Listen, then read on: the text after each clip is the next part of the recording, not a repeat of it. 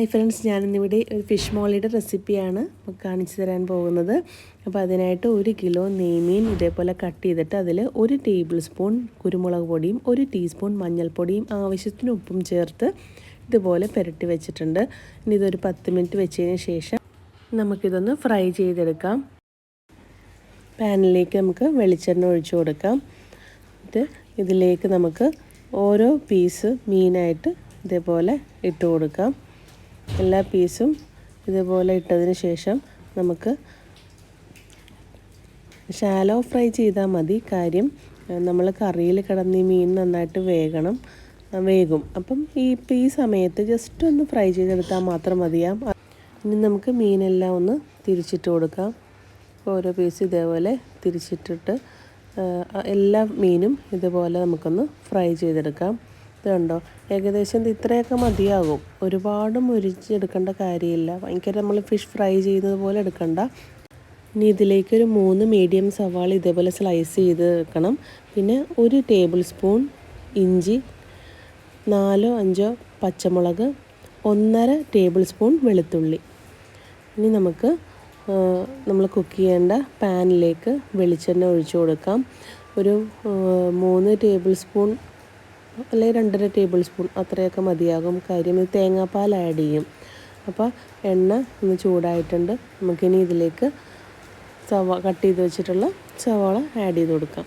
സവാള ഒന്ന് ജസ്റ്റ് വഴന്ന് കഴിയുമ്പോഴേക്കും ബാക്കി നമുക്ക് ഓരോ ഇൻഗ്രീഡിയൻ്റ് ആയിട്ട് ചേർത്ത് കൊടുക്കാം. അപ്പോൾ സവാള വഴലാനായിട്ട് ഒന്ന് മൂടി വയ്ക്കാം. ഇടയ്ക്കൊന്ന് നമുക്ക് തുറന്നിട്ട് ഇളക്കി കൊടുക്കണം. പിന്നെ ഒരല്പം ഉപ്പ് ചേർത്ത് കൊടുത്താൽ വേഗം ഒന്ന് വഴന്ന് കിട്ടും. അപ്പം ഈ സമയത്ത് നമുക്ക് വേണമെങ്കിൽ നേരിയതായിട്ട് ഒരു പിഞ്ച് ഉപ്പൊക്കെ ചേർത്ത് കൊടുക്കാൻ പറ്റും. അപ്പോൾ ഞാനിവിടെ കുറച്ച് ഉപ്പിട്ടിട്ടുണ്ട്. അപ്പോൾ കുറച്ച് ഫാസ്റ്റായിട്ട് വഴന്ന് കിട്ടും. ഇതെല്ലാവർക്കും അറിയാവുന്ന കാര്യം തന്നെയാണ്. അറിയാത്തവരും ഉണ്ടാകുമായിരിക്കും. നമുക്കൊന്ന് മൂടി വയ്ക്കാം. ഇനിയിപ്പോൾ നമുക്ക് കട്ട് ചെയ്ത് വെച്ചിട്ടുള്ള ഇഞ്ചി, വെളുത്തുള്ളി, പച്ചമുളക് ഇതെല്ലാം ഒരേ സമയം തന്നെ ഇതിലേക്ക് ചേർത്ത് കൊടുക്കാം. എന്നിട്ട് അതും നന്നായിട്ട് ഇളക്കി കൊടുക്കണം. എല്ലാം നന്നായിട്ടൊന്ന് അതിൻ്റെ ഒരു പച്ചമണമൊക്കെ മാറുന്നത് വരെ നമുക്കൊന്ന് വഴറ്റിയെടുക്കണം. മൂടി വെച്ചിട്ട് നമുക്ക് ഇപ്പോൾ അതേ നന്നായിട്ടായിട്ടുണ്ട്. അപ്പോൾ ഞാൻ ഒരു 1/2 ടീസ്പൂൺ മഞ്ഞൾപ്പൊടി ചേർത്തിട്ട് അതും നന്നായിട്ട് ഇളക്കി കൊടുക്കുന്നുണ്ട്. ഇനി 1 ടീസ്പൂൺ പെപ്പർ പൗഡർ ഞാനിവിടെ ആഡ് ചെയ്ത് കൊടുത്തിട്ടുണ്ട്. അതും ചേർത്ത് നന്നായിട്ടൊന്ന് ഇളക്കി കൊടുക്കാം. ഇനി ഒരു 1/2 ടീസ്പൂൺ ഗരം മസാലയും ആഡ് ചെയ്ത് കൊടുത്തിട്ടുണ്ട്.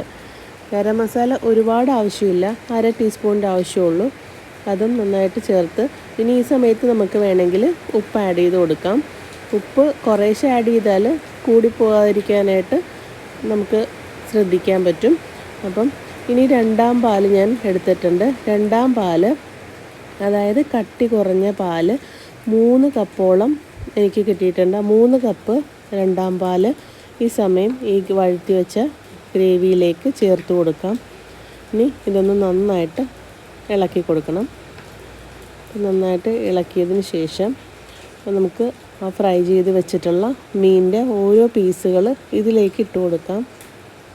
ഇതേപോലെ ഈ 2ാം പാലിൽ കിടന്നിട്ട് ഇതൊന്ന് തിളച്ച് വരണം. അപ്പോൾ ഓരോന്നായിട്ട് ഇങ്ങനെ ഇട്ട് കൊടുക്കാം.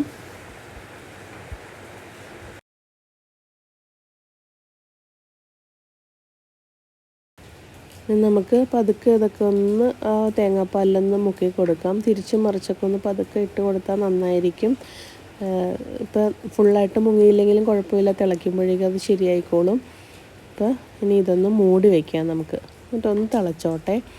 ഇപ്പോൾ തേങ്ങാപ്പാൽ തിളച്ച് വന്നിട്ടുണ്ട്. ഈ സമയത്ത് ഞാൻ കറിവേപ്പില ആഡ് ചെയ്ത് കൊടുത്തിട്ടുണ്ട്. അപ്പോൾ കറിവേപ്പില ഒരു പ്രത്യേക ടേസ്റ്റൊക്കെ കിട്ടുന്ന സാധനമാണെന്ന് എല്ലാവർക്കും അറിയാമല്ലോ. അപ്പോൾ കൂടിയാലും കുഴപ്പമില്ല. ഇനി ഇതൊന്ന് ജസ്റ്റ് ഒന്ന് ഇട്ടതിന് ശേഷം നമുക്കൊന്ന് ഫസ്റ്റ് പാൽ, അത് കറക്റ്റ്, അതായത് തിക്ക് കോക്കനട്ട് മിൽക്ക് 1 കപ്പുണ്ട്. അത് ഞാനിവിടെ ആഡ് ചെയ്ത് കൊടുത്തിട്ടുണ്ട്. ഇനി നമുക്ക് പതുക്കെ ഒന്ന് ഇളക്കിയതിന് ശേഷം സ്ലൈസ് ചെയ്ത് വെച്ചിട്ടുള്ള ടൊമാറ്റോ, അത് 2 എണ്ണമാണുള്ളത്. അത് ഇതുപോലെ ഇതിൻ്റെ മേളിൽ ഇങ്ങനെ വെച്ച് കൊടുക്കാം. 2 എണ്ണത്തിൻ്റെ ആവശ്യമേ വരുള്ളൂ.